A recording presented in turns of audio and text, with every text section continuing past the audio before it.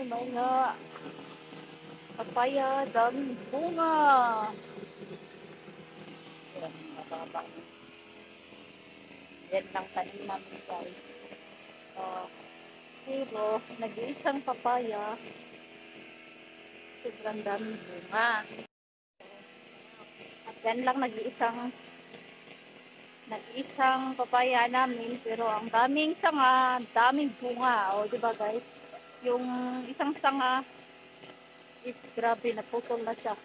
Naputol na sa sobrang bigat na. Kasi ang lalaki ng bunga niya. Tapos, ang dami talagang bunga niya. O, yan lang ang tanim natin dito sa bahay. Sa likod ng bahay. At ngayon ay naglinis-linis. May nag-offer na tumulong si mother at si father. Yan, first cutter. So, wala akong katulong dito. So, meron pa kami isa na marami din bunga. Sili. At dami ditong sili. Iba yung mga tanim ko guys.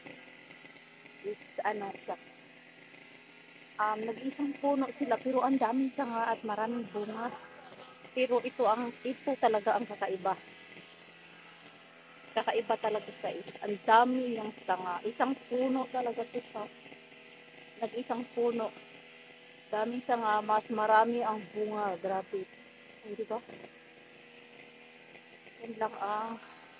Yan lang ang view sa amin tayo nililinis sa mundo doon sa may post ng kapitbahay. Tapos dito din sa may yan.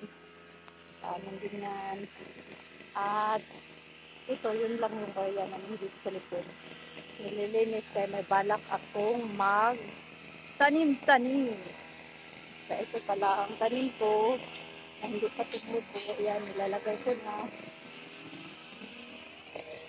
So, mag-isa tayo magtanim. So, wala pa akong patanim-tanim. Pero yan, nililinis na. Kaya yan yung plano na magtanim na. Tapos nag-iisa kong kumpul-kumpul na bulaklak na walang bulak. Tapos yun, nilagyan ko ng yung bilog na bato-bato. Nilagyan ko siya ng seeds ng okra. Pero hindi siya tumubo. Kinain ng manok. Pero may may dalawa akong puno ng kalamansi. Marami siyang bunga ang liit. O, diba?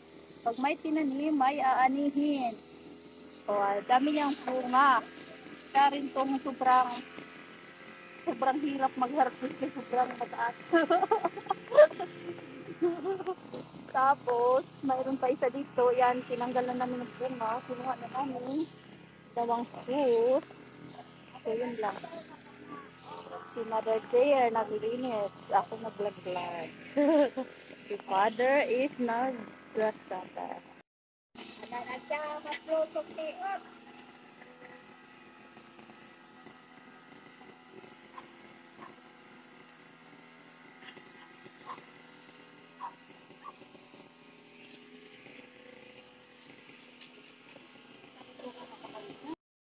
Mother and si Father. Ganado sila maglinis ngayon dito sa bahay namin. Kaya hindi ko daw kaya mag-isa. Lalo na pag may klase.